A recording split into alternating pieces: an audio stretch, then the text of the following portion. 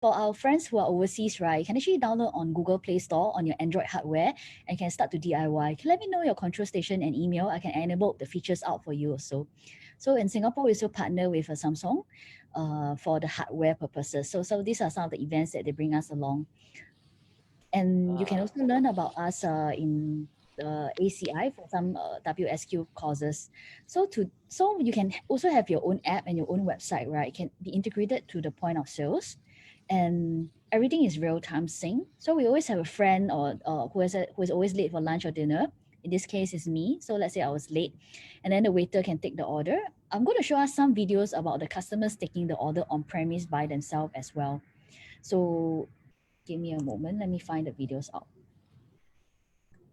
So these are some of our global Play Store users, like when I went Penang and Chiang Mai, and even as far as Nigeria, and in UK and US, we have users who are using it as well.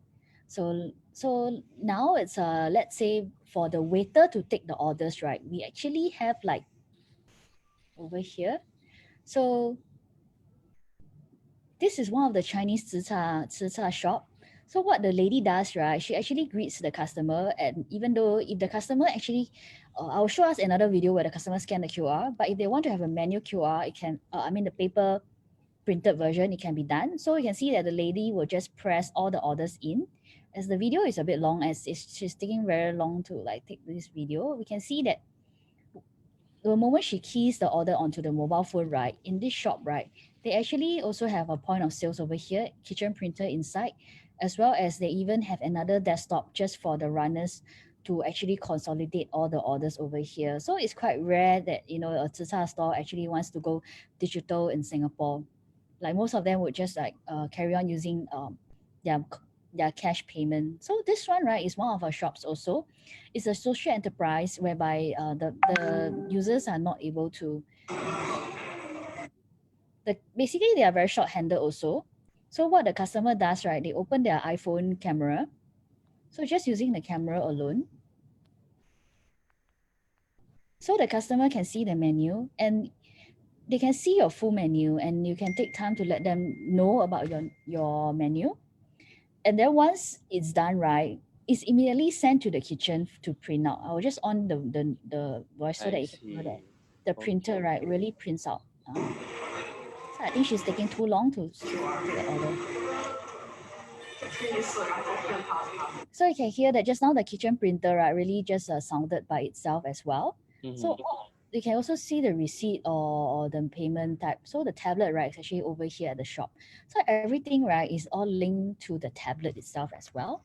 We also partner with DBS Bank, right, for a Facebook order a few years ago whereby Facebook was still popular. Now maybe Instagram is more popular, but they didn't launch any programs. So one second. Okay, great. We are live. Hi, I'm Matthew. I just came from the MRT and I want to get a drink, so I'm going to use this chatbot app to order from Kopi Home. Great. I'm going to order in advance.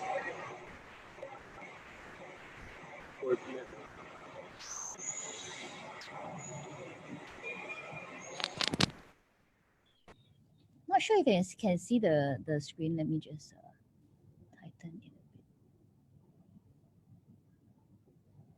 So they can see the different like selection of drinks, and then they can like add on like sugar or non-sugar or milk options. We can charge them accordingly as well. So because their cards are linked to the DBS card, right, they can also make payment. So let's say I fast forward a bit, I use my PayLah account, and then yes, I'm going to make the payment with that, and then I add in the number, the QR number, and then on the phone itself, right, I can see there's a collection number. So with the collection number, right, I can go into the shop, right, and then I can just do self collection as well. So in Singapore, right, we don't just have this Facebook one, but we actually promote for the online ordering for the website. So let's say, right, for the website that we have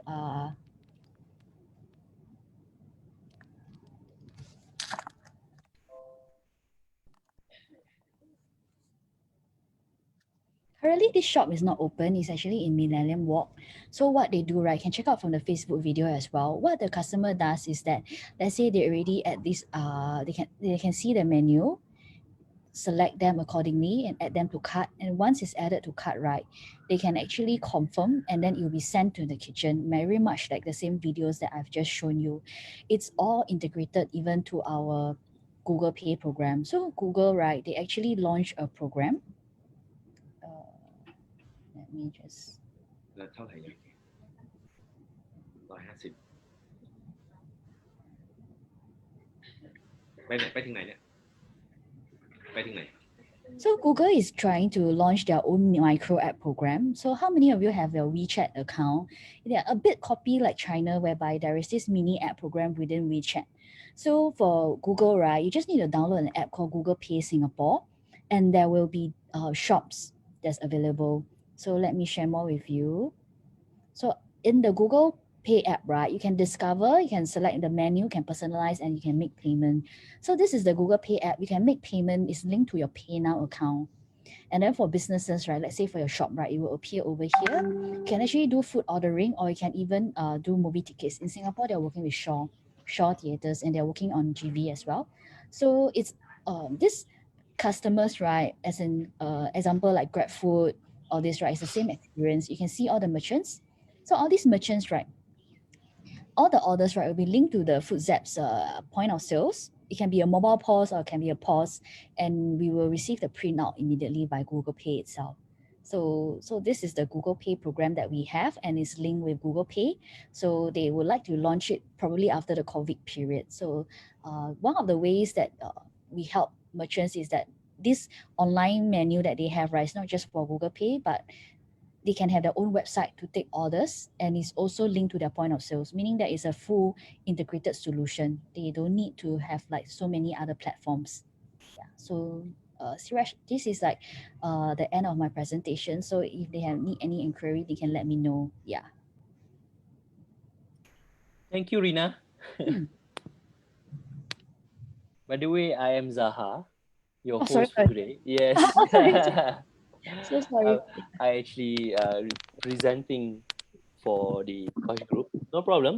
Thank you for the presentation on your business, which is the Food Zap. Yes. Pretty much we understand what is it all about. All right. I guess we actually waited for a few people to join. We yet to get our friend from Philippines, Mr. Jonathan. I'm not sure whether he will join us or not. It's okay. We can actually start. Uh, Initially, I actually presented our so-called speaker from every each country, which is that includes you, Rina. Rina, you will be presenting for Singapore, and then Mr. Panumat will actually presenting for Thailand, and together with Mr. Marut, and we have Mr. Alan who actually presenting for Malaysia. Uh, Unfortunately, we couldn't get anyone from Indonesia, but anyone here who would like to present for Indonesia, by all means, yes, please. Okay. First and foremost, we want to understand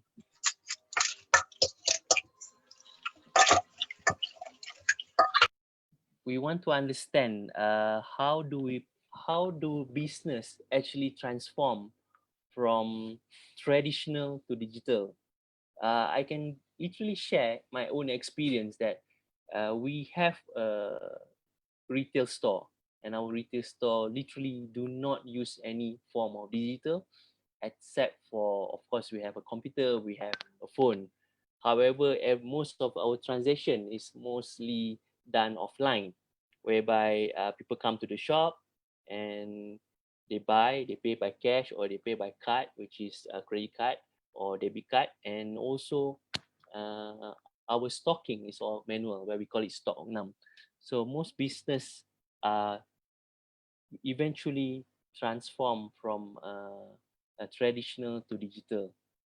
And I do understand most of the country, Singapore, Malaysia, Indonesia, Thailand, and the government, they actually help most of the business owner to transform from traditional to digital.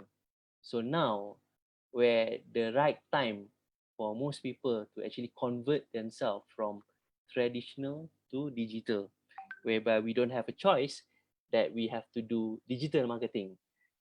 Previously, most people like to do traditional marketing where they like to call by phone or probably meet people and introduce their products. However, due to COVID, we can't even do that anymore.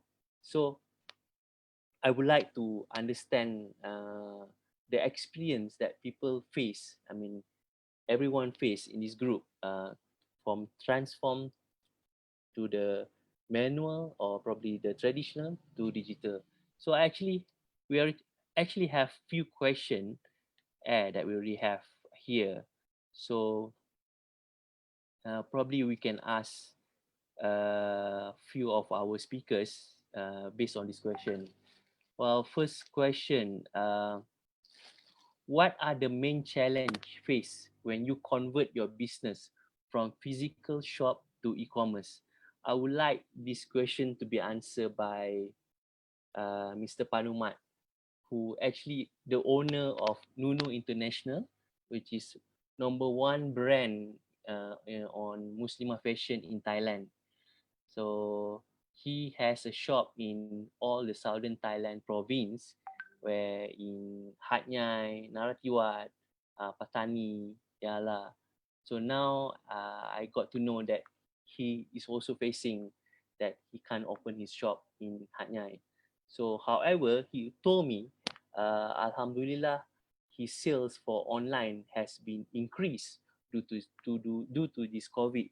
So we would like to know what the struggle he faced when he actually changed from offline sales to online sales. Assalamualaikum warahmatullahi wabarakatuh. Thank you, Waalaikumsalam. Mr. Azhar. Uh, we are going to talk about the nature of business that I having for the past 15 years, because this is something that has been built, little by little. I would like to say that image is very powerful, but yet it is very superficial. These sentences helps a lot for me to do the business that what I'm doing right now. My business is manufacturing and also retailing, and it is only certain target of customer, small portion of customer, but yet it also can spread out to other target of customer. Because first I started, I was doing high-end target customer, and later on it go down to medium or even lower level of income of people. What I like to touch is, before pandemic, I already have the business model that we have to have both in terms of offline, and we have to have a shop that we can display, we can in touch with the customer. The customer can come and feel and try and talk to us. Somehow we have to reach to certain customer that far away, not just only the provinces that we have the shop. And then my sale was about 10% before pandemic, and I would reach to Bangkok, reach to Chiang Mai and the rest part of the country. Yeah, and that's the situation before pandemic. Somehow pandemic will stimulate my action to do more on online business, because one of my shop was closed at the shopping mall Central Festival Hat Yai. It's only relaxed on we opened up on yesterday evening. I mean yesterday before, on 17 we have a chance to open up. So my business is almost back to normal, but somehow I have to invest more on the media and on the social media to reach the customer that lately has been changing his behavior. Instead of go to the shop, they are likely to stay home and do shopping. Even though the pandemics in Thailand right now, it has been relaxed already. It has been eased up. All the shopping malls and some business restaurant has already been able to open it.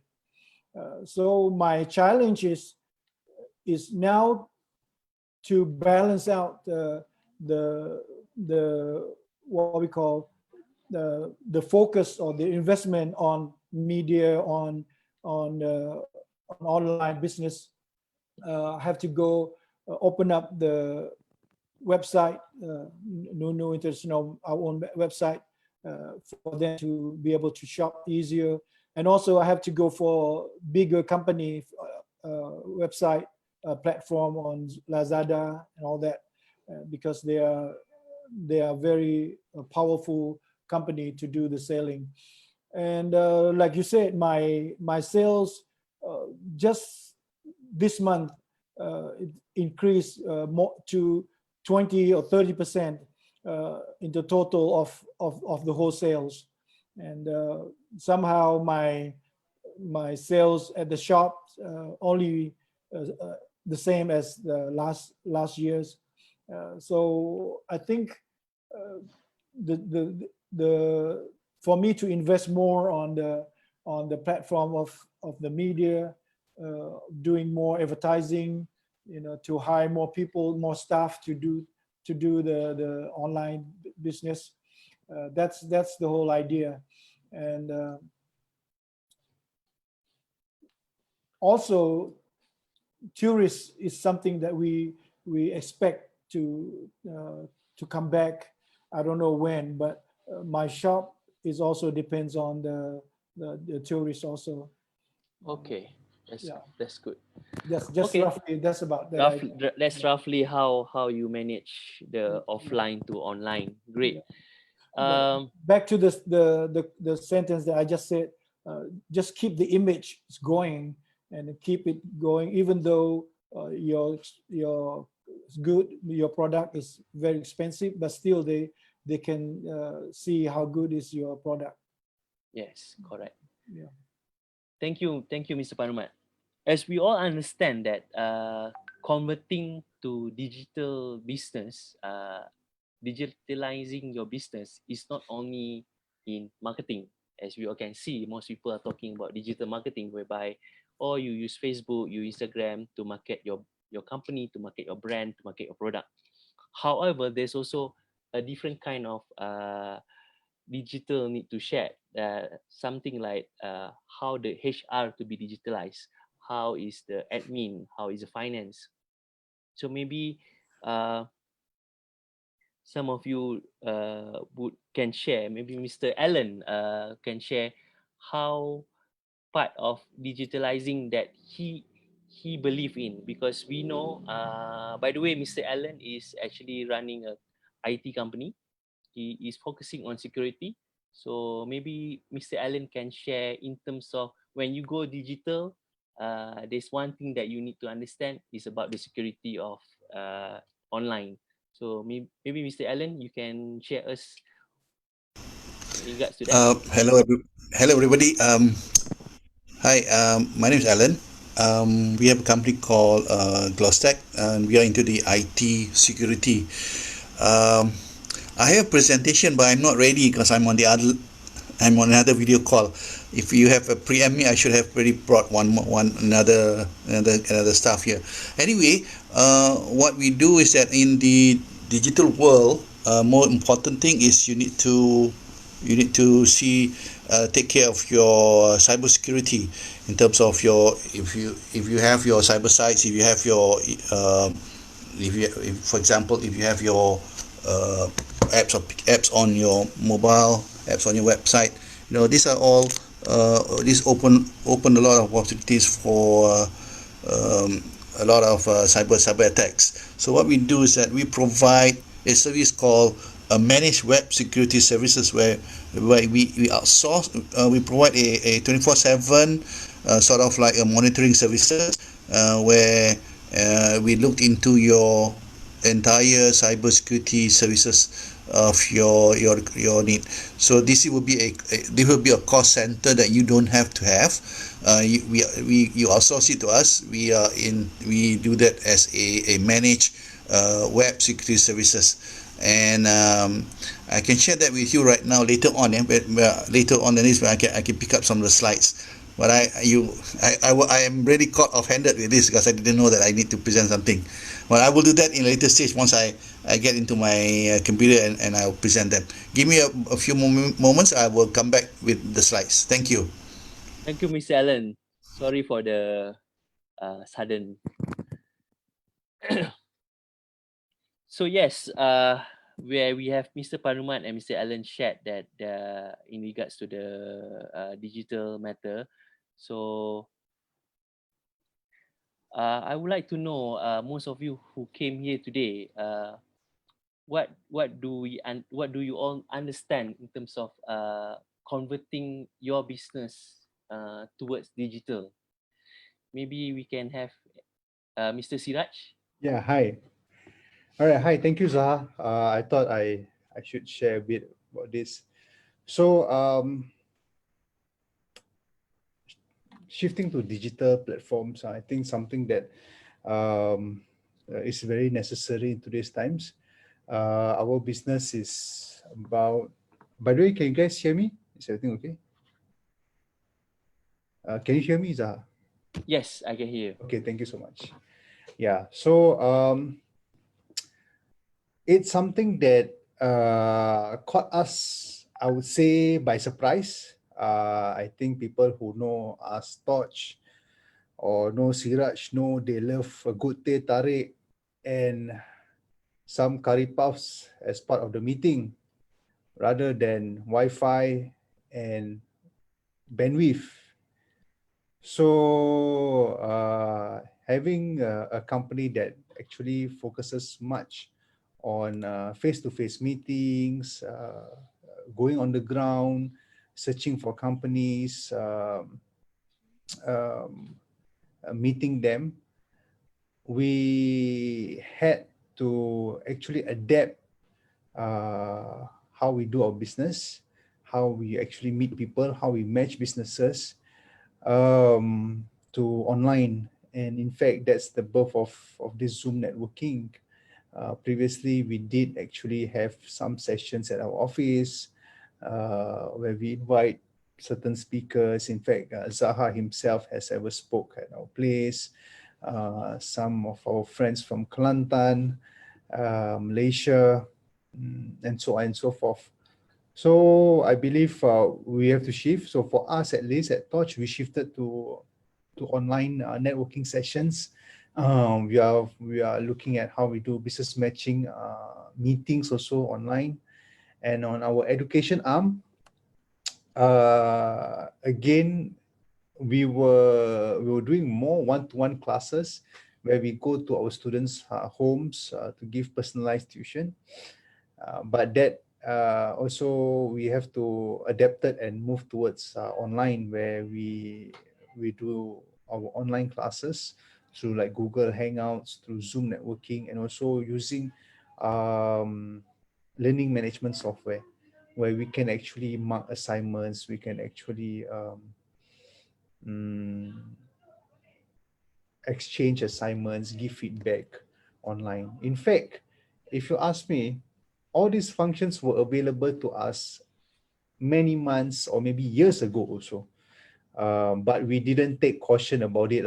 We didn't want to learn much about it. Like for example, in Adobe, you can easily mark an assignment. There is the mark, there is the cross, you can annotate. Everything can be done online through Adobe Acrobat Reader. But we didn't take time to learn about it. So I guess this is the time that we should learn and try to embrace more digital platforms. That's what we do at Torch. Thank you, Siraj. Thank you so much. That's a very good comment on digital business. I have a friend here, Jay. Hi, Jay. Are you there?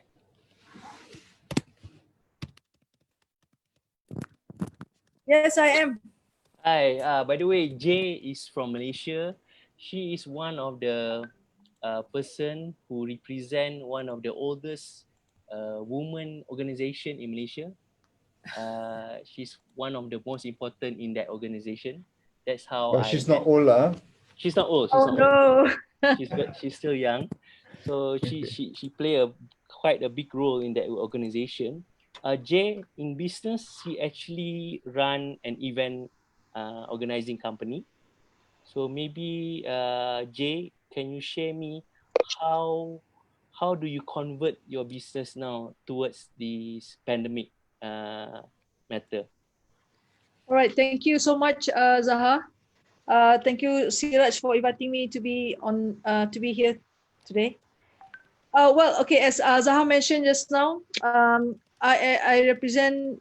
I am one of the ESCO member for Peniagawati, which is we are 40 years old this year. Women Putra Entrepreneur Association. And yes, I do run events. So as you know, events is similar to the tourism industry, where we are heavily affected by this pandemic. So, but with this MCO, movement control order, what had happened was we adapt faster in terms of digitalization and into converting our business into everything we put online. So it's very fast because we are interconnected with the rest of with other parts of the world, especially US, UK, Singapore, and some of other Asia countries, where we get together very fast, talk about it, we discuss on how we can move forward. So we don't delay that long. So when it comes to meeting online, so all this Zoom, Webex, everything, all we have conquered. And then how we are going to transform to hybrid, to pivot our events, how we run things by online is pretty much we're in a way doing it. But the challenge here right now is to educate the masses, educate our clients, and the audience, like, hey, this is possible. So we're going to guide you one by one on how to actually get on board and feel the hype, or whether it's business events and or entertainment events or lifestyle events.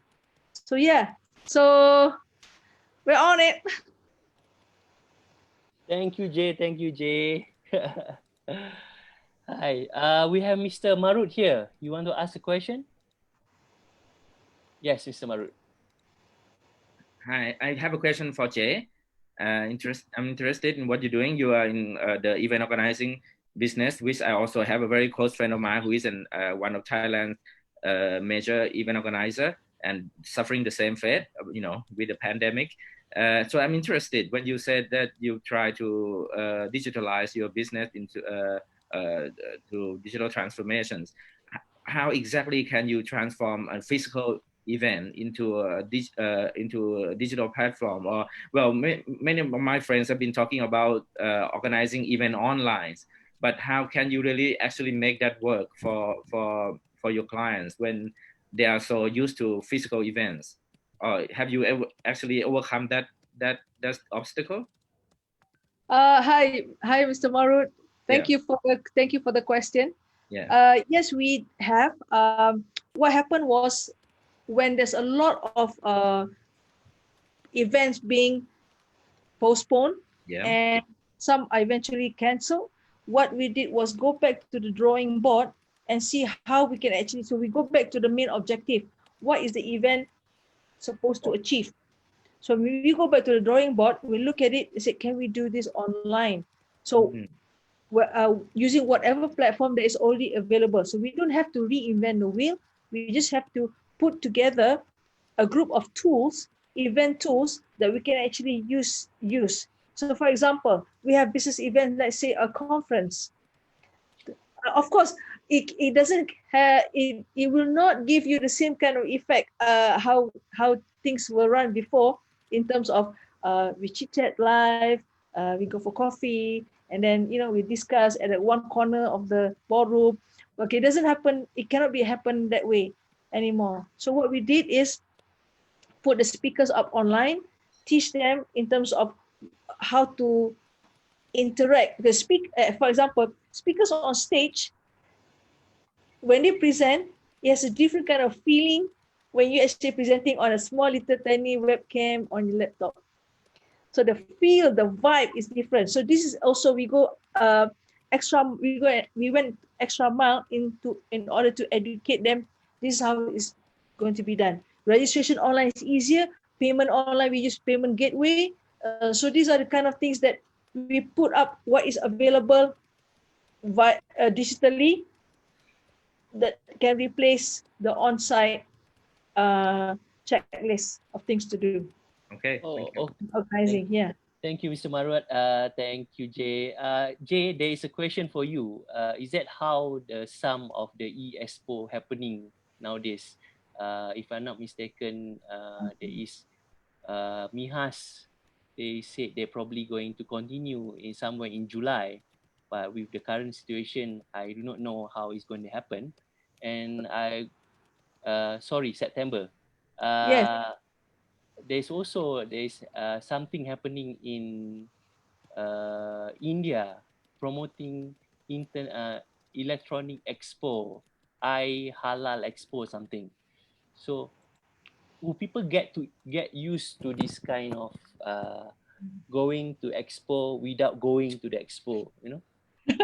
Okay, it's a new experience that the exhibitors, the business owners going to have.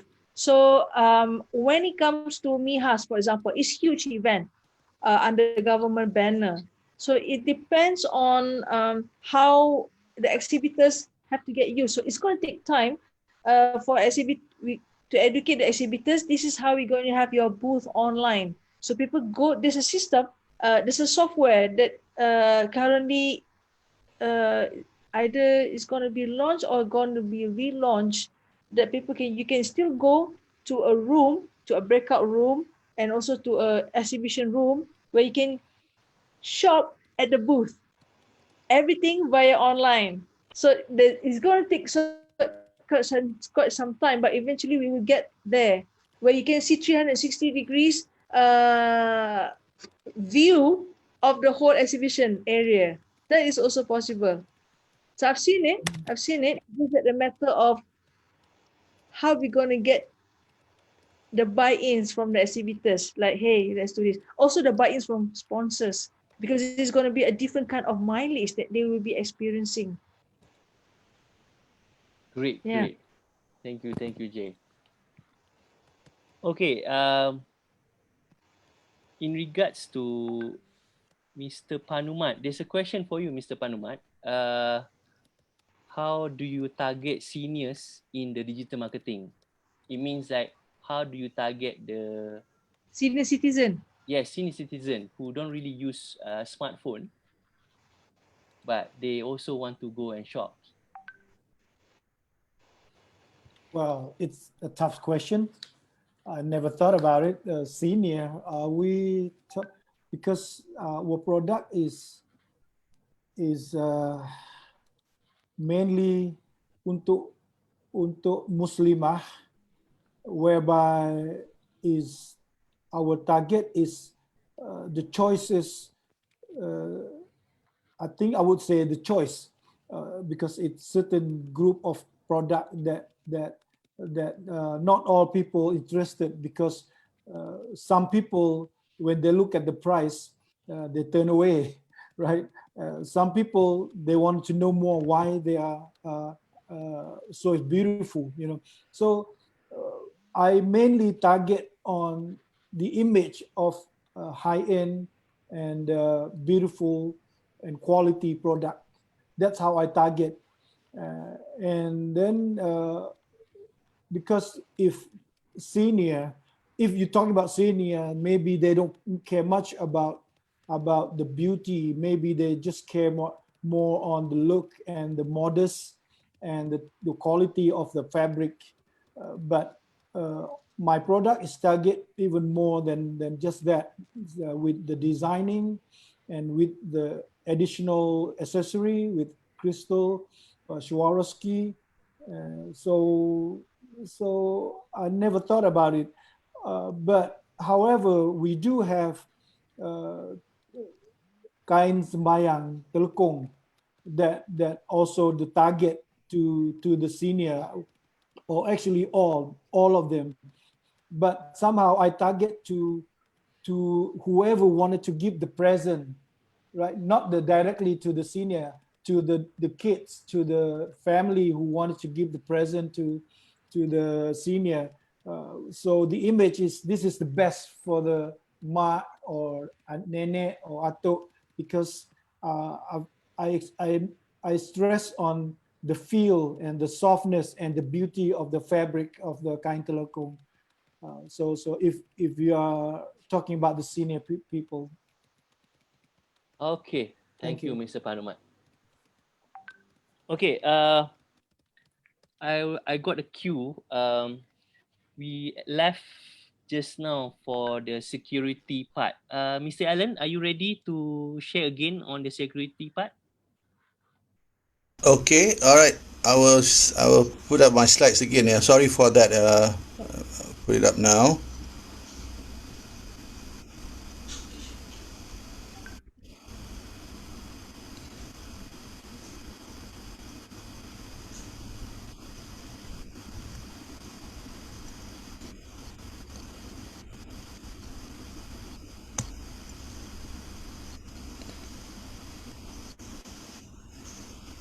Before that, I just want to share some information. One of our participants who also are from the cyber security, I think she is from Philippines. Her name is Luella Zarsila. Maybe later you can get to know with Mr. Allen. Can you see my slides? Yes, Mr. Allen, you are up. Okay, good. Good afternoon, everybody. My name is Alan. I have a business in Indonesia. It's into the cyber security and consulting services. That's our office at DBS Bank. I will just go through a few slides which I think should be beneficial to the group. Yeah, it is called our managed web services, which is whereby we do a lot of the so-called enhanced services to make sure your cybersecurity is well entrenched. Basically, this is our ecosystem in Indonesia. It's called Glowstack A+ Technology Group. We are into a couple of things, but at the moment, because of this hype in a lot of needs for the cybersecurity, we are focusing a lot of it into the cybersecurity space. Okay, so you can find about a lot more about us in a website called www.glowstack.com. GLOSTEK. Okay, let me bring. So this is where we are from. Just running through here. So we provide the three services, which is the audit and testing, security, unified security management, and risk compliance. Yeah. So these are some of the services or experiences. You can find a lot in our website as well. But let me go through the. Okay, so this is our managed web security services, whereby we provide a 24/7 our fusion center, and we will help to monitor your websites, whether it's on your mobile or you're on your World Wide Web. Okay, so the services that we provide is a 24/7 managed security services. We provide security operations, proactive security event management and responses, meaning that if there is any malicious attack on your websites, we will do the intervention and we will help to mitigate the attacks or other requirements. Yeah. So it's a continuous real-time monitoring. So while you sleep, we provide the service as well. All of these services that we provide are all cloud-based, meaning that none sits on your infrastructure, and it is so with that kind of services is not it will not be too expensive. Yeah, so we try to manage the cost as well. Okay, so this is a bit of how we this is how we do it in our SOC, and the consultants that we have here 24/7. And the products that we have are all industry standard products. Yeah, so bringing in a lot of the so-called peace of mind to your business once you go digital, because at the moment cost implication is key to sustaining your business, and we do provide that as a very cost effective or very competitive pricing. Again, if you need to have more information, you can always let me know, and I will come back to you in person. So thank you very much. Thank you very much for the time. Thank you, Mr. Allen. Thank you for your security presentation. So now there's a question for Jay actually. The question was, did you say there is a software for exhibitor to present their product for the e-expo? Yes, actually, what we it's not ours. It is part of the. السلام عليكم ورحمة الله وبركاته. الحمد لله والصلاة والسلام على رسول الله وعلى آله وأصحابه ومن تبعهم بإحسان إلى يوم الدين. أما بعد, keluarga Hijrah FM dan kaum muslimin muslimat yang dirahmati, segala puji hanya milik Allah Subhanahu wa Ta'ala. Okay. I'm sorry Okay. for that It's okay. here. Okay, back to the question just now. Thank you. I think Nick asked, right? Yeah, Okay, the Nick. software, I can't remember the name, but I know the owner. What is happening right now is they're fine tuning the exhibition punya online solution, and then they have to run through, because for the MIHAs, for the big events, they have to run through MySep, and they have to run through several government agencies in order to get it passed through, in order for it to be usable, before they can actually run it.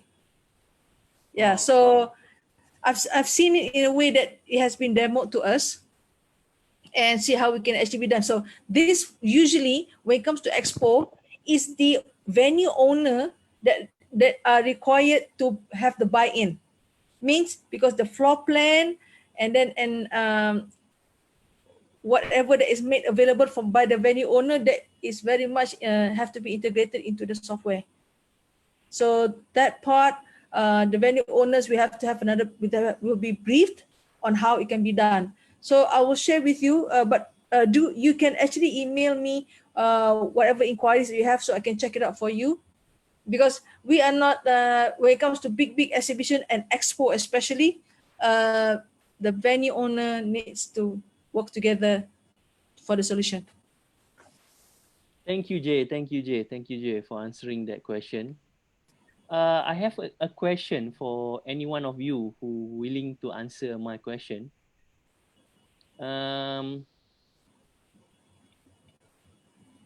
There's this question that I really wanted to know from all of you. Where should business start with digital transformation? What is the first step?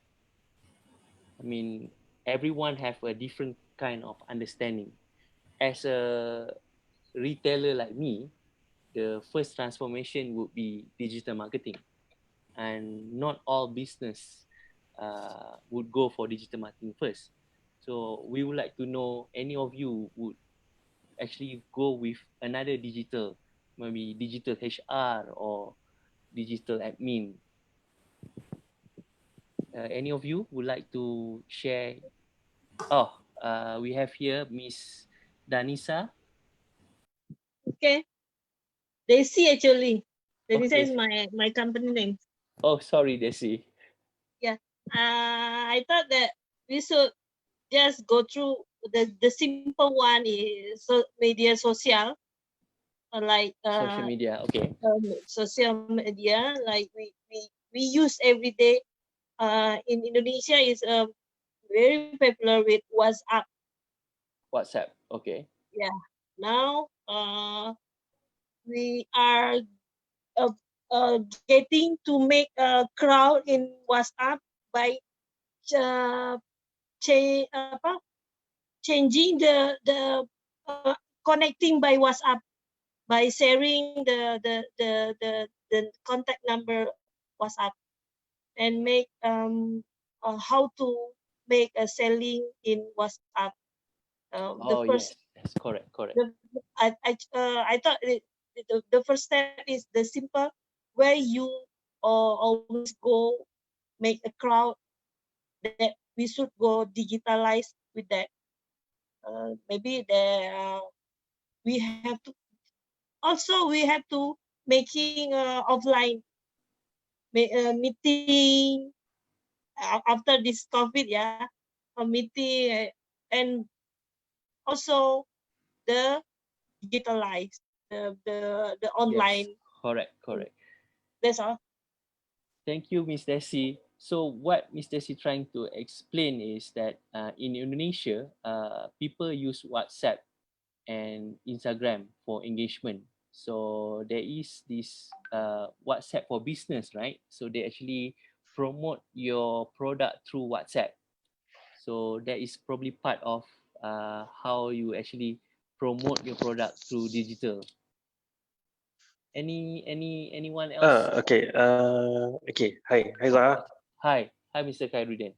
Okay. Anyway, I mean, during this COVID-19, a lot of businesses, especially in Singapore, if we talk about retail businesses, they are all not ready to go into digital because they are more to retail in shopping malls and all. So when this COVID-19 hits Singapore, a lot of retail are actually suffering, especially selling of clothing items and all. So uh, if let's say, I mean, digitalization and I mean, marketing in digitals are all very important because if let's say currently if there is no COVID-19 that is happening in the world, I think everybody will be the same. Retail outlet will be opening like the same. But now you see the importance of digital is that when this kind of pandemic were to come again in,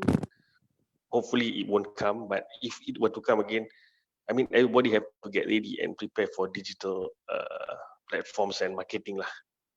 That's my thoughts. Thank you, Mr. Khairuddin. Hi, Mr. Ahmad. Yeah, okay. I would like to share something. We run a global social entrepreneur in Cyberjaya. Okay. So what I like to actually share, because I heard you guys talking about trying to do digital marketing, but we look at it from different perspective. Okay. But what we do is we design our business model towards global and digital to start with, meaning we pitch business idea before and pivot our business idea instead of trying to convert existingly. Yeah, we can do concurrently, try to turn into digital and things like that. But concurrently, we start establishing new business idea, looking for new team and pitching business idea to validate the idea on digital business. I give an example. I have one incubator to our accelerator. What he did is he do this disruptive model on iOS and Google Play, where you can match between people. It's like pretty much replacing a money changer. So meaning if you register, for example, if you grab a driver, you have Malaysian ringgit and you are sending your client to the airport. And there is a client who subscribed to these apps and looking for like ringgit and to try to exchange a dollar. So we match up, similar like we match up Grab, then we exchange physically. So in that case, we disrupt the money changer and we open up more opportunity for people to become a money changer, sort of. Ah, all right. That's interesting. So that's the thing. Point I'm trying to highlight is we probably can talk about a subset of total running a business, for example, on the marketing side. But what I like to propose is we need to rethink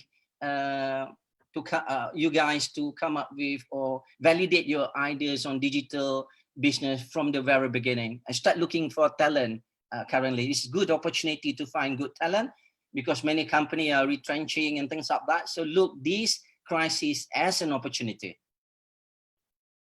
Oh, all right. Are you engaged with what was this organization in Cyberjaya? It's also doing social enterprising.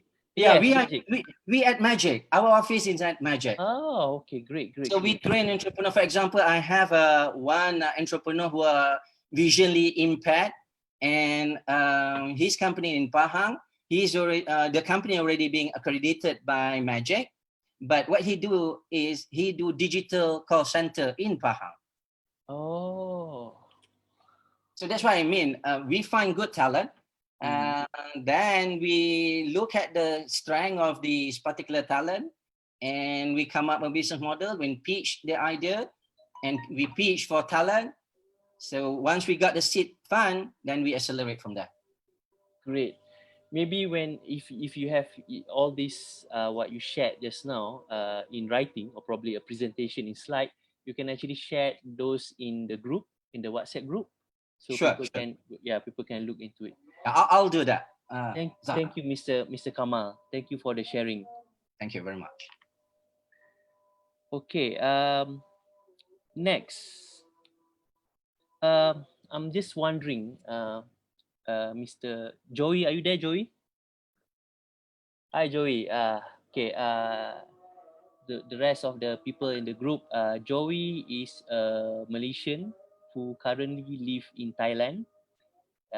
He actually live in the southern Thailand, where in Yala, right? Yeah, like in Yala. Yes.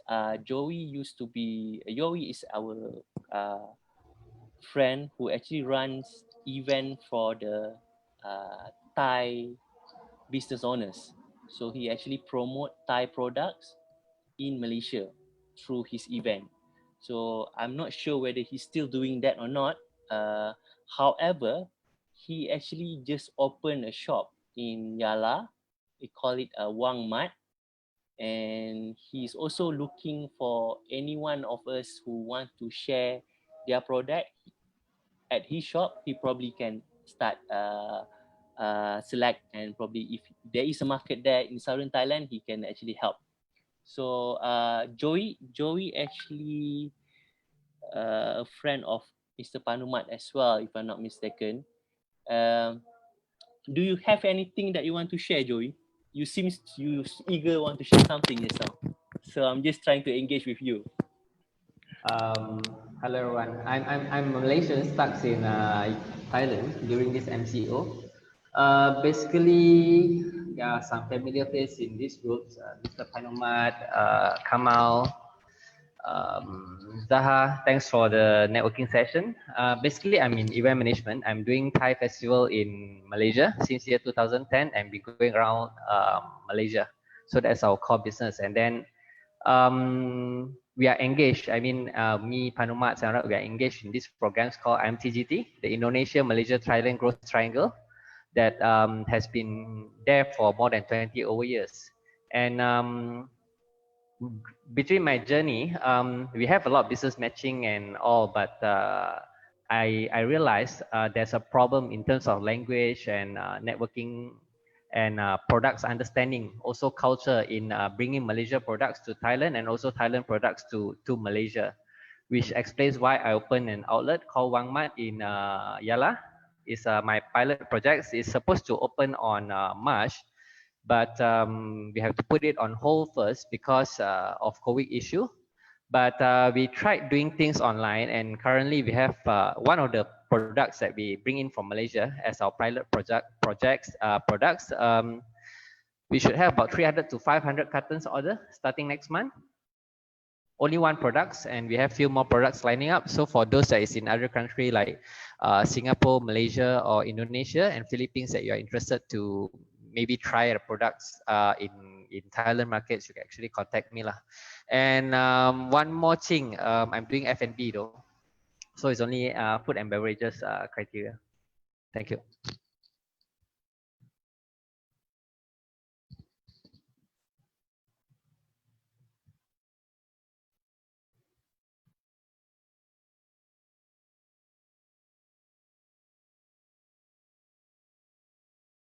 Hi.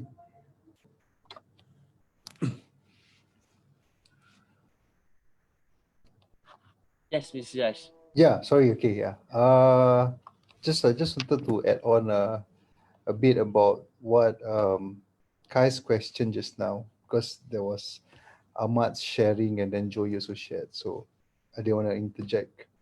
Oh. About your company, where do you start, right? Where do you start the digital platform process? I find at times, if you start with you as the head of the organization, as the head of the business, you should start with a good example. What is your digital presence? Do people know you in that aspect? Know what you do? Is it clear? So I think this is something that sometimes we don't. How digitally inclined are you? For example, in terms of your own lifestyle.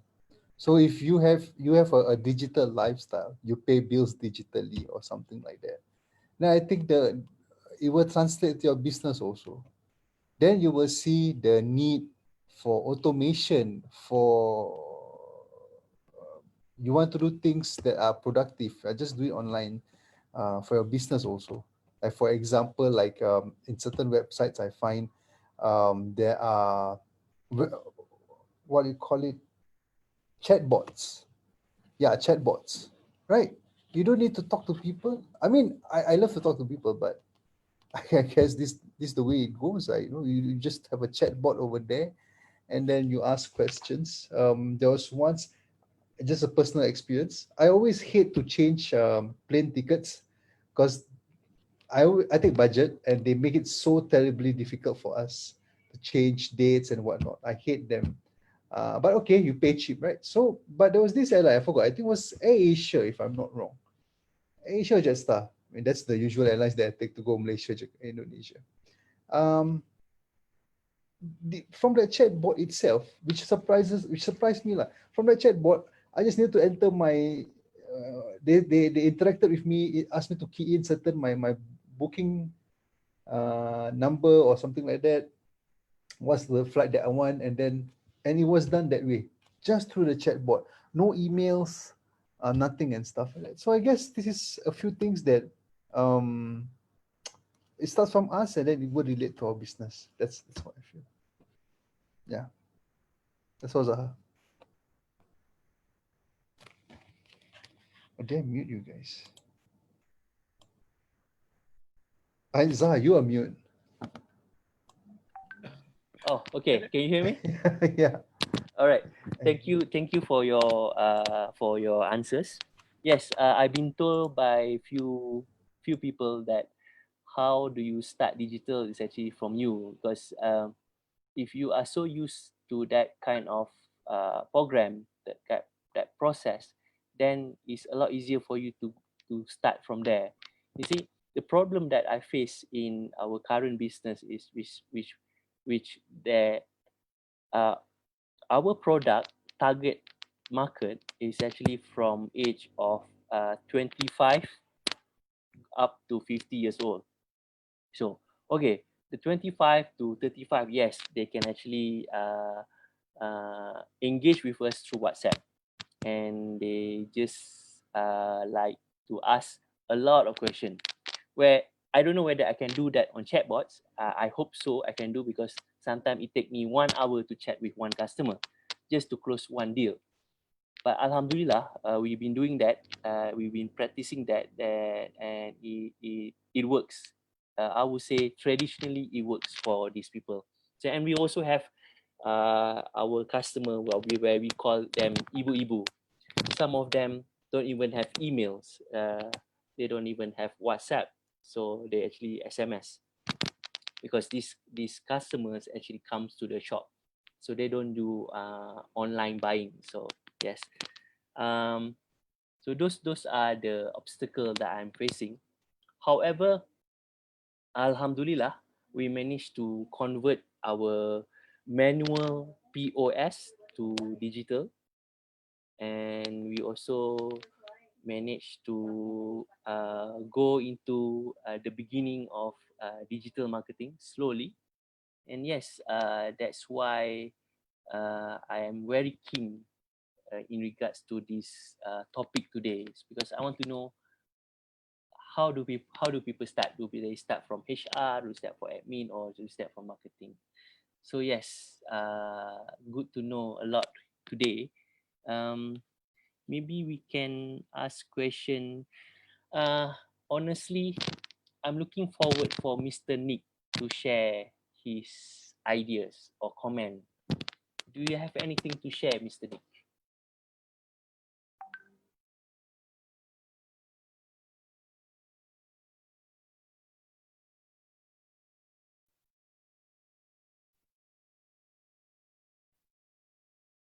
Did you say it's me? Yes, Bapak. Maaf. I was yeah, just now with the yeah. Okay. So are you looking to be more in terms of digitalizing or in which end? Okay. Let me take one of the question, right? So Yeah. do you use any digital platform in your business? I give everybody a surprise. Just a general digital platform, including the social media, as almost everybody is doing it. To be honest, one of the challenges that my business have, which I'm still trying to picking it up as well, is we are B2B. So for example, just now, if those who doing the retail business who has a physical shop, they can transform it to online, like in a shop online. For ours on the B2B, so far I feel that we are still 50-50. Some client will still would like to see our products and then get a feel of it. And some client, half of the client, they don't care. They just give us the size and the spec and we'll go ahead with that. So we are in the process of how are we going to digitalize it as well. Yeah, I have some idea in mind, but personally, I still quiet of a relationship person. Okay. All right, no worries. Thank you for your sharing. Just to share with everybody, Mr. Nick Santosa is actually from Indonesia. Good. But he actually run his business in Singapore, correct? Correct. Yes. Okay. Good. I would like to call upon Mr. I don't know whether he's still here or not. He is here under Ruang Cikgu, Mr. Omar. Are you there, Mr. Omar?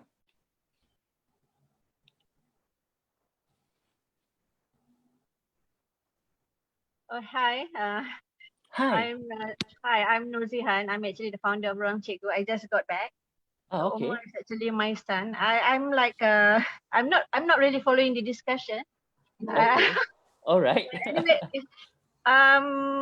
just a little bit of what we do. We are actually and we are actually a Udemy, but it's Bahasa Malaysia. So now, as you all know, it's not about the digital gap among our people. It's actually opportunity gap. Everyone has handphones, and you like it or not, now with COVID, we really have to go digital. I am All right. 52 years old. I'm afraid of technology, but I have no choice. I mean, I have just got to get myself into it.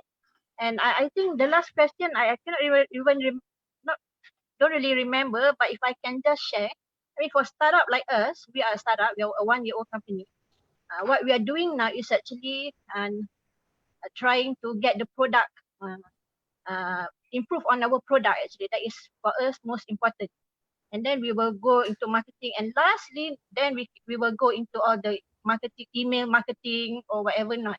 Because the danger with digital is if you don't have a good product, and if it came out and that people hate your product, and that's it for you, So I think for us, what we are trying to do in Ruang Cik, we are trying to improve more on the product. We are still changing the business model to suit our target market, which is now 25 to 34-year-old ladies. We are getting there. So if I can, I know like you were talking about events and whatnot, but I'm like, yes, I'm partnering with Datin Shamila. She's my partner. Hi, Jay. Okay. So if that's all I can share, I think. And anyway, I'm opening up to all of you. If you want to, if you want to go online, if you have anything that you want to share with the crowd, like Udemy, if you can teach or anything, we welcome you to our platform. But it's in Great. bahasa Melayu lah. Yeah, no problem, no problem. Just to share with you. Sorry, I terkejut now, my I just took over from my son. No, Anyway, no. thank you, Siraj, for inviting us. Most welcome. Okay. Yes, Mr. Nick, do you have a question to ask? Sorry, wrong Cikgu. Yeah, I must have missed it. So when they're teaching on the Udemy, any specific subject? Okay, when we started, I wanted to do this about 3 or 4 years ago, and we wanted to do it Udemy in Bahasa Melayu. But the thing about this in Malaysia, online learning is still in a blue ocean industry. People don't understand. People don't even know what Udemy is. I mean, at least KL ramai a lot of people know. So what happened was we had no choice. We had to change our business model. So now Ruang Cikgu is actually we cater for those who wants to start business, or it's more like for creative. Say for example, we are now going into a bundle courses where if you don't have, if you want to start a business, you don't have any idea, so you can go to Ruang Cikgu and we will guide you to accounting, marketing, those kind of things. So we are moving into that direction now because Udemy is too broad of a subject. But we have events. I mean, I personally came from an event background, and 3 years ago when I was a consultant for Qatar Tourism, I actually I wanted them to change the expo. They have this expo called Heya Fashion Arabian. I actually told them to change everything into online, So now that everyone is into online, they are a bit behind now. I've given them the idea about 3 years ago actually. We have no choice. Like I said, we have to do online now, And for your information, I'm also very stressed when it comes to Zoom meeting. That's why every time I do not know about you, but for me, every time I have to have Zoom meeting, I'll be like really tense, So yeah, but I have no choice. Yes, this is the future, right? Thank you. Thank you. Thank you so much. Thank you so much. Hi, I think we have someone new here. His name is Nizam Fuad. Hi, Encik Nizam. Assalamualaikum. Hi, good evening. Waalaikumsalam. Good evening. Maybe you can introduce yourself, where you from and what you do. Okay. My name is Nizam. I'm in KL right now, Kuala Lumpur. I am in operations. I'm the general manager for operations for Nestle Juice Worldwide for NSIG product, which is the e-cigarette product. Oh, interesting. Nestle is very famous all over the world. Yeah. Yeah. Over 83 countries at the moment, and we are putting out a lot of things out there for our e-cigarette solutions. Great. I did some research on these e-cigarettes, vape few years ago. Right. I actually saw Nesty. As a Malaysian who live in Bandung, yes, I can see Nesty all over Bandung. Yeah. And I also known that Nesty went to Russia.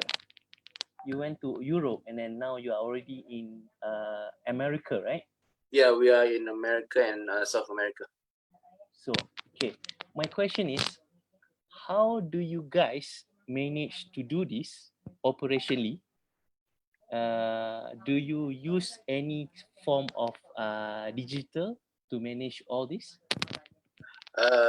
For mostly on operational wise, it is still as per normal. We are still bottling stuff using liquids and mixing and everything. But we have gone through a bit of transformation about digital, basically towards sales. We are implementing for NSIG itself. We are implementing one program in Malaysia called Ncare.life. So Ncare.life is an affiliate program whereby the current agents that we have for our previous business model, the conventional business model, brick and mortar, can also participate using this platform to earn not only on retail but also on affiliates as well. So we have a lot of programs coming up. We have our coaches that has been converted from the conventional agents.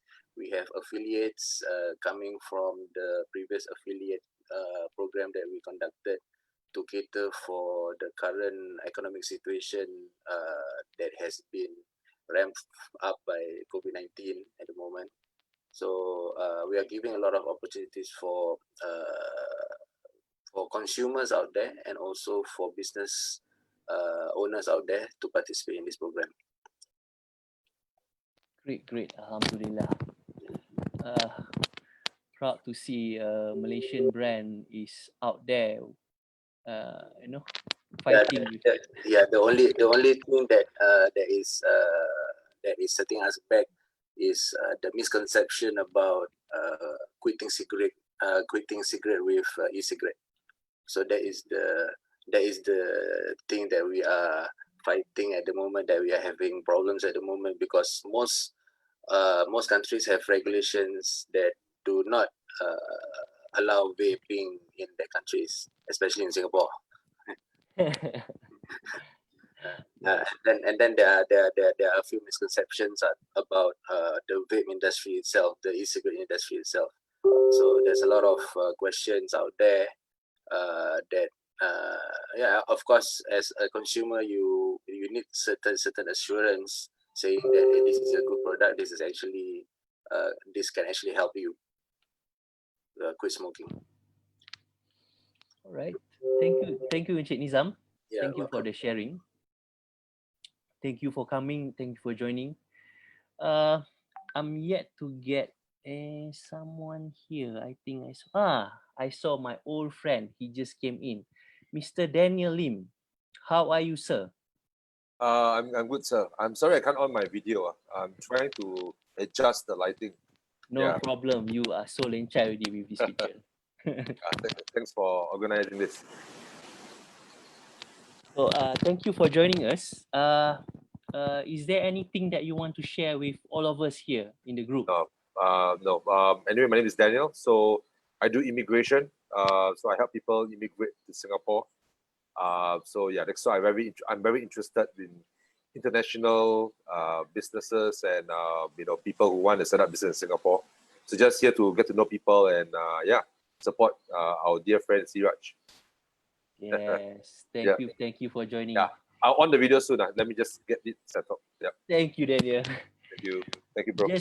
Just thank you so much. Just to all of you that just joined today, I just want to recap. The whole idea of us doing this Zoom networking is to get people together, to join, to talk about their business, to talk about topics and anything on business. So we actually make it a point that every Wednesday, 3 p.m., they should have Zoom networking.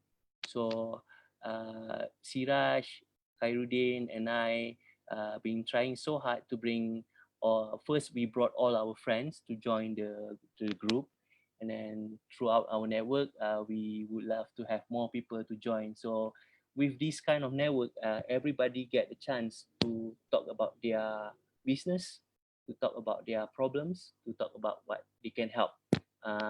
Yes, sometimes they say you can actually do this in WhatsApp group, which is, I personally believe that I still love talking to people.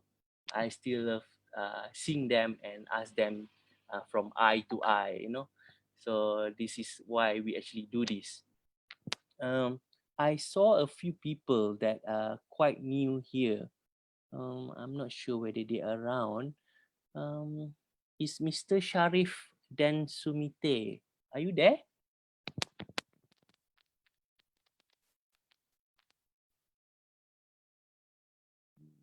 Oh, okay. Would you like to talk and share what you do?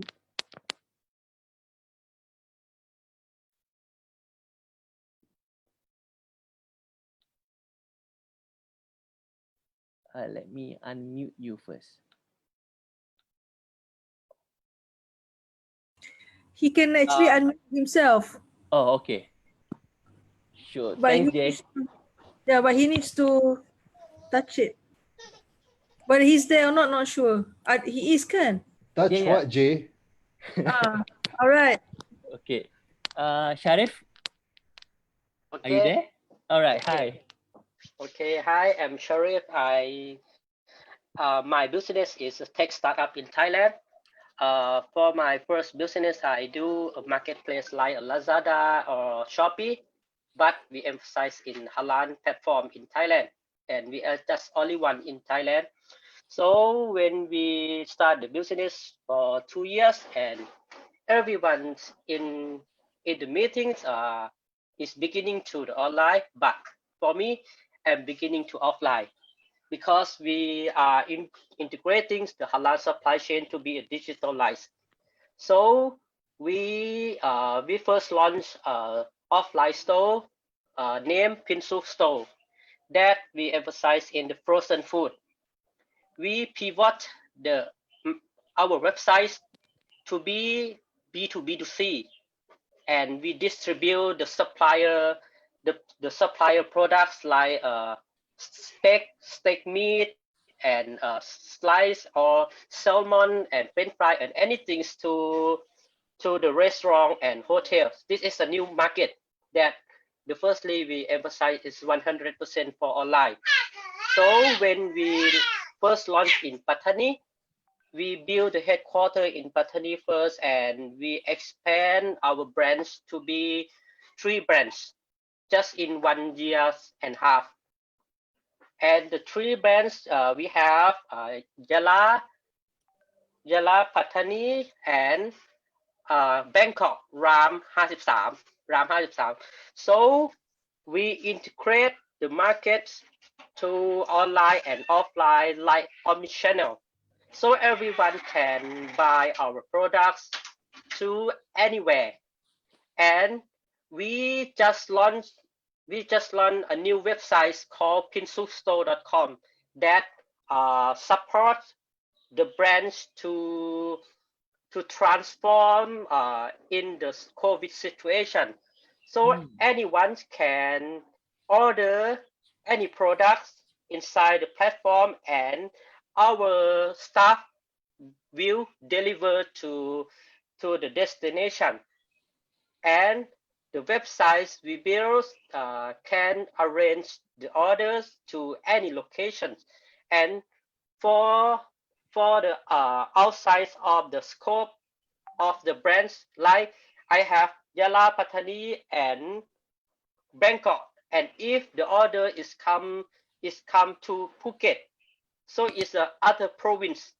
So we arrange the products to the public logistic to send to the frozen food, and this is the business that we transform our business to cover to any, and that's all of my business. Thank you. Okay, Mr. Sharif, thank you for your sharing. I believe people would. You have a website, right? Maybe you can share in the chat group, and then people will go into it and get to know more about you and your business. Okay, All I right, have thank you so already much. shared. All right, thank you, Mr. Sharif. Hi, I saw someone here as well. She happened to be here last week. Is Miss Norita Jacob or Jacob? Hi, Jacob. I'm Kelsey. Nice to see yeah. I'm a training and consultant my own after being in preschool for 15 years. Working very closely with Torch tutors, basically with Siva and Kai. I kind of like a feminine touch to me right now. Working very closely with children as well as parents and educators. So what I do is, you guys can hear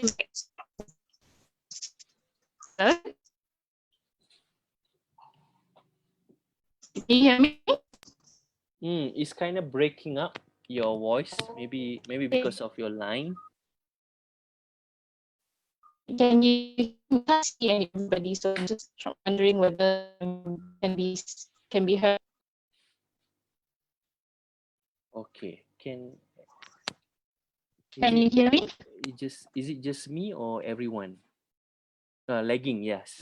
Everyone is. Nick is saying it's quite lagging. Okay, never mind. Can you hear me, Norita? Oh, terus hilang. Can you hear me better? Now it's better.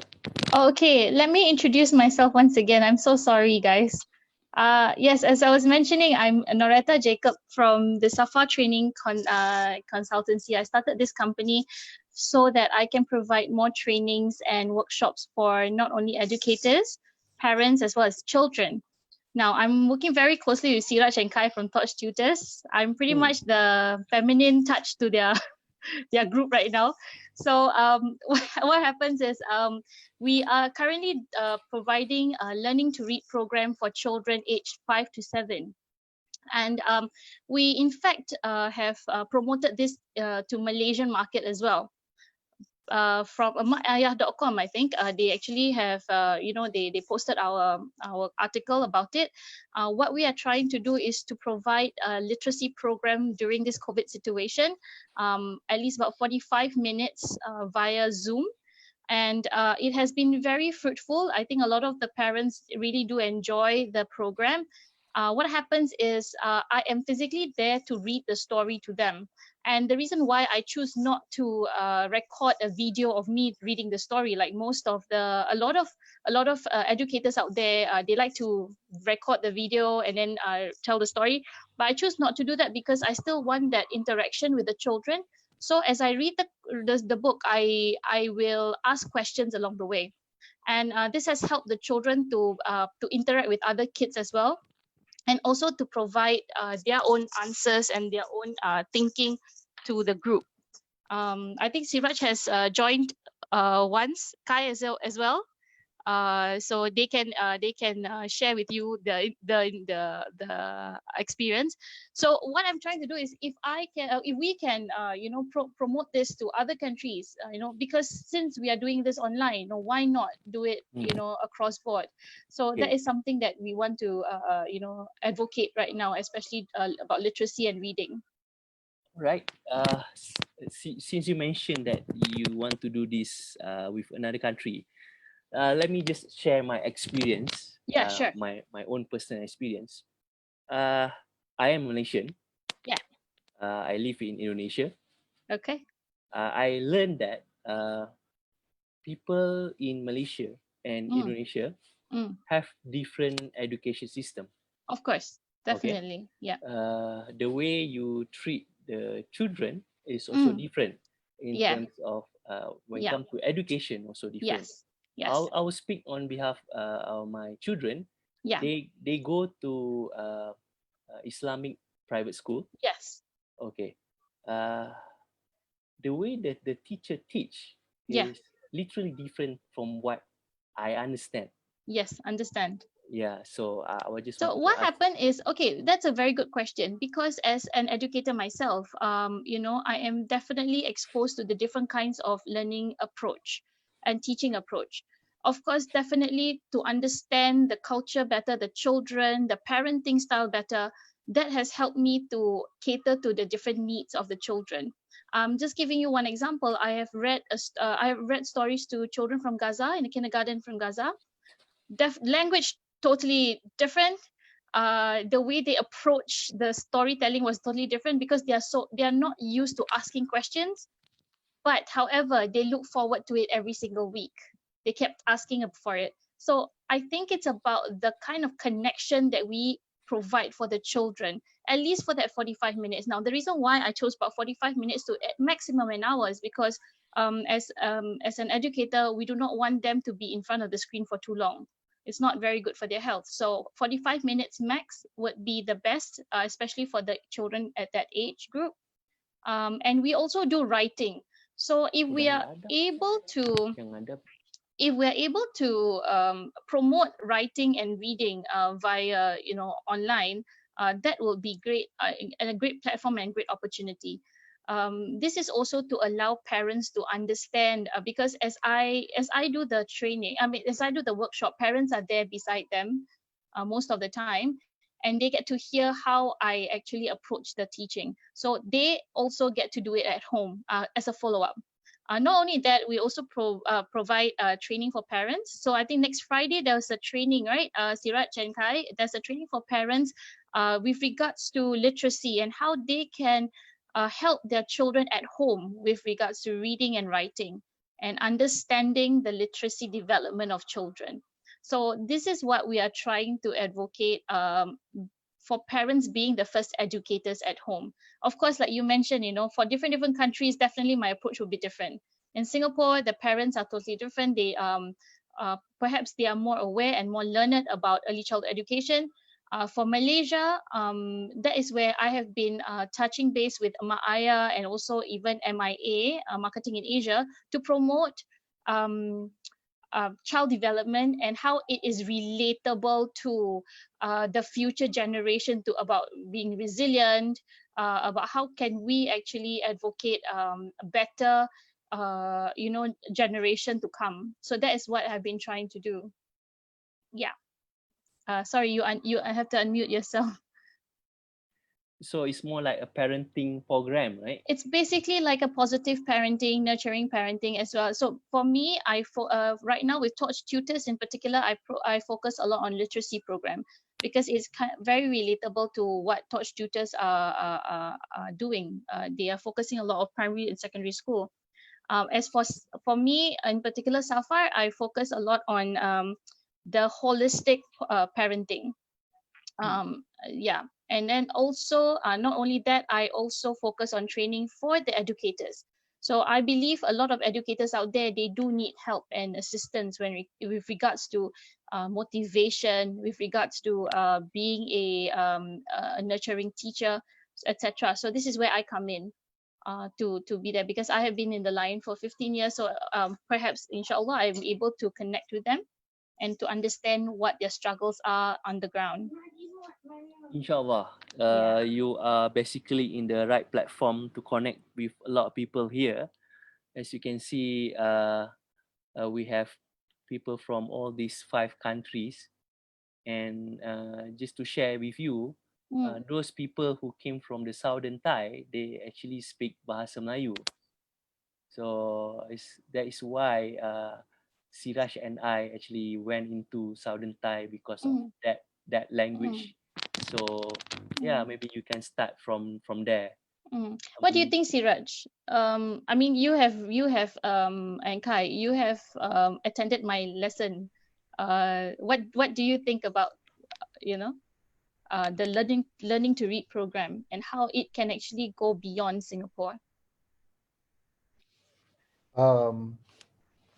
I think any learning program now can go beyond Singapore. Yeah. It's a very good opportunity for businesses to, especially education business, to diversify or internationalize, because now you have people who are interested to learn something and they can learn it from anywhere in the world. And they are on the same standing as the Singaporean student because everyone's on Zoom. Personally, when I attended her, and it's not because of, I would like to talk more as a parent rather than from Tosh tutors. I thought, because I'm also a former teacher myself and I teach secondary school students, so I can't stand the young kids, really.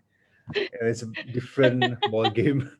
But yeah, the teenagers got another issues, like, you know what? I've got a student, just to share, lighten up the moment. So, because I teach some tertiary students, but not that old, 19, 20, 21. So he was like, you know, there is a major problem with this internet and all this. Was suddenly he knocked his cigarette. Maybe he need a e-cigarette, but he knocked his cigarette and he started lighting up. So, you know, then I'm like, hey, what's happening now? Why is he smoking during a class? But I mean, like, technically it isn't wrong because it's his house, you know. So these are the things, you know, and the people are sleeping and lying down and whatnot. Okay.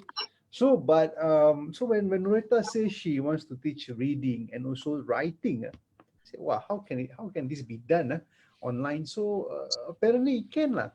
You know, from various like, for example, the book is already uploaded, so the kids get to see it clearly, and then even the writing, I think, can take from certain angles, so it is workable lah. And I believe education is something that if you strive to want, if you want it, it will come closer to you.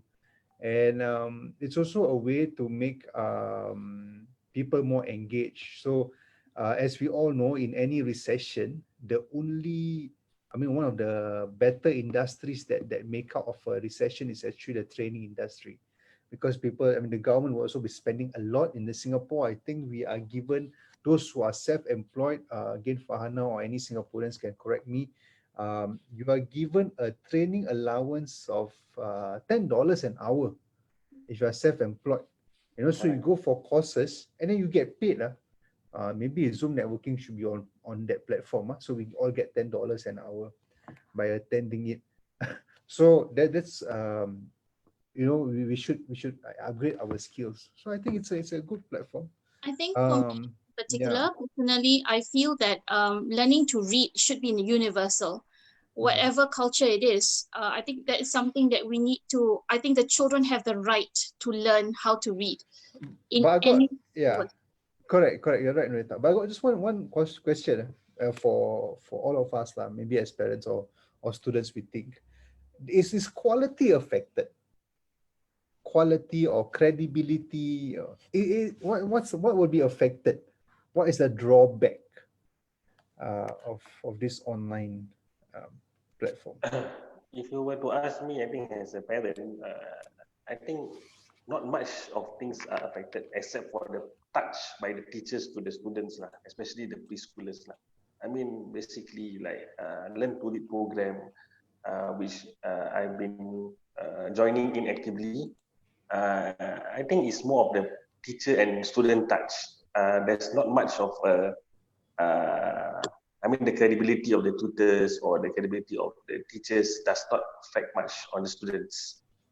That's what I think. Anyway, I already shared the poster of the Learn to Read for Parents on our chat group, so you can just take a look. Thank you. Thank you. Okay, thank you so much, guys. I'm just still wondering, there's few people here that I couldn't get through. Faisal, do you have anything you want to say?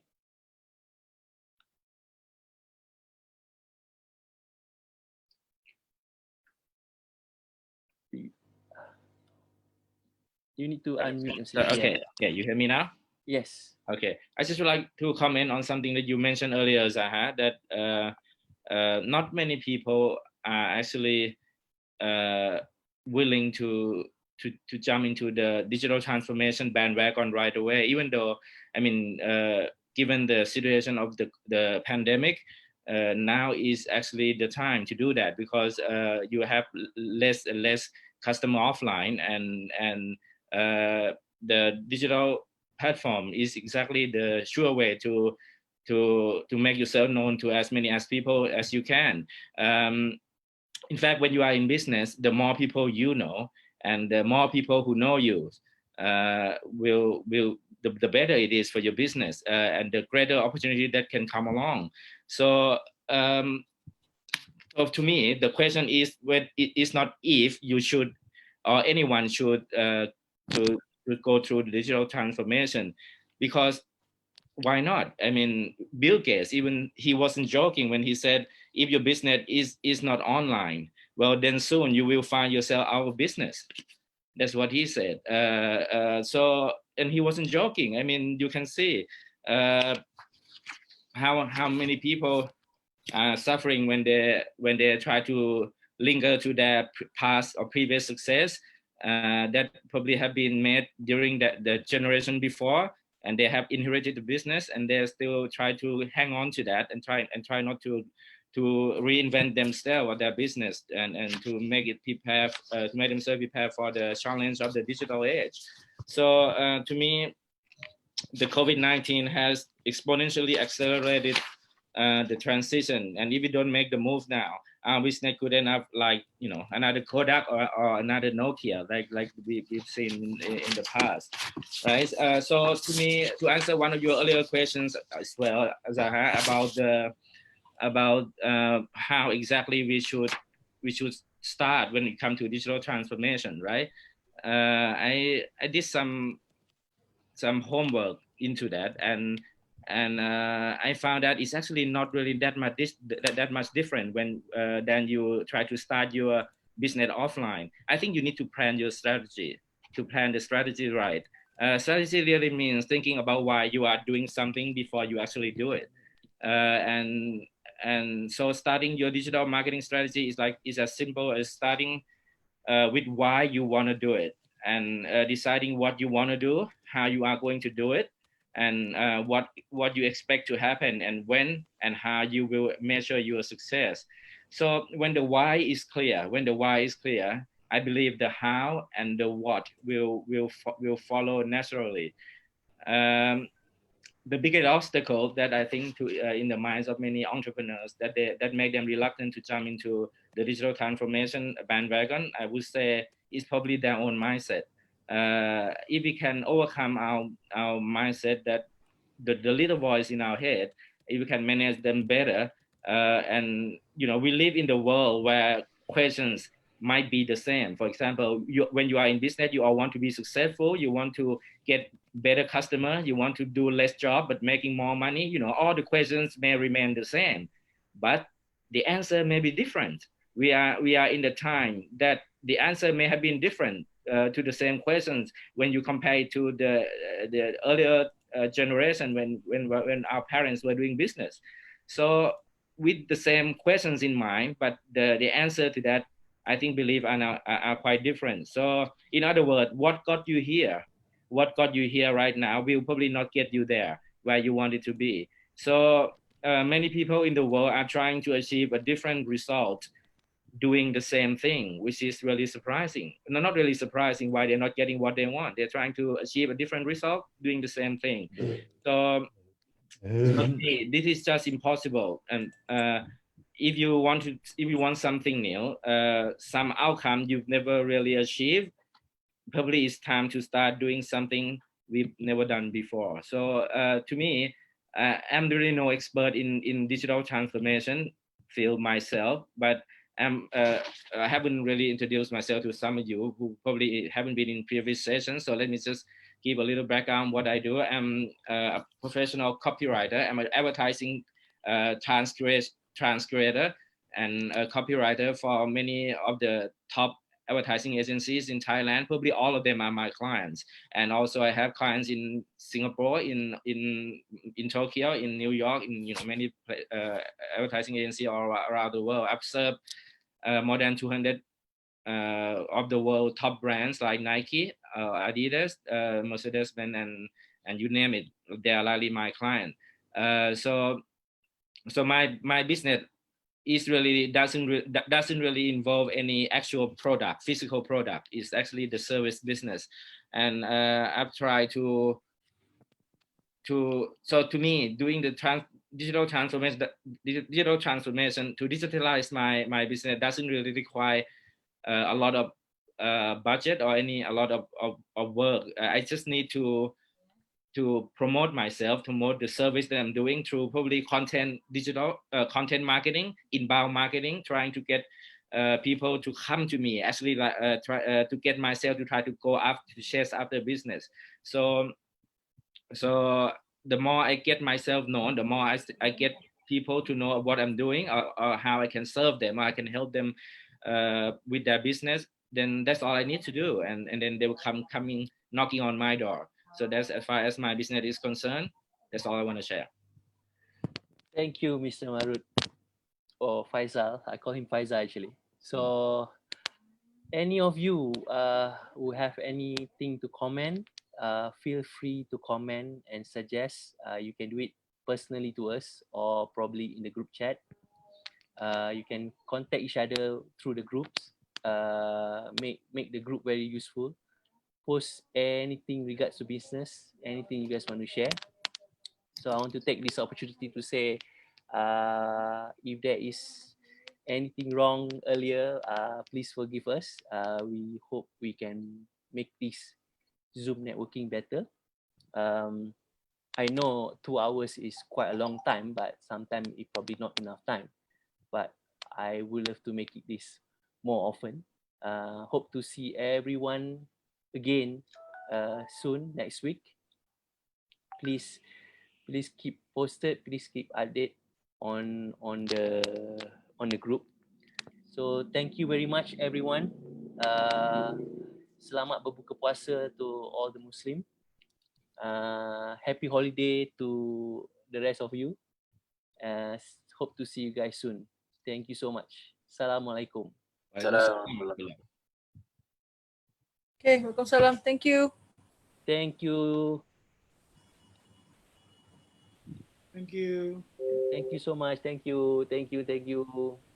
Assalamualaikum. Any meeting next week or Yeah, off? selamat Hari Raya. I forgot to say that. Yeah. Selamat Hari Maaf Raya. saya dah batin.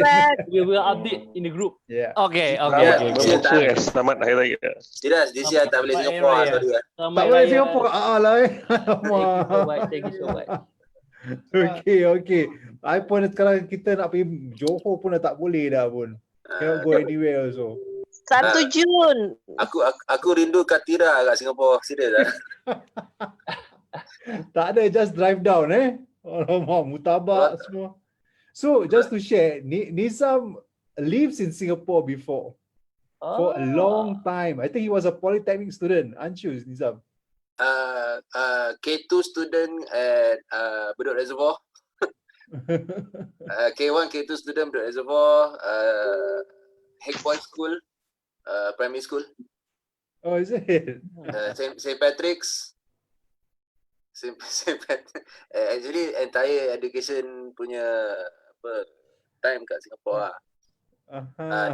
Then from St. Pat's, I went to SP lah, Singapore Poly. That's right. Yeah, correct. Inshallah lah, bro. Hope to see you soon. And collect my e-cigarettes. And then go to the place where you brought us to eat celok. Oh. Ingat.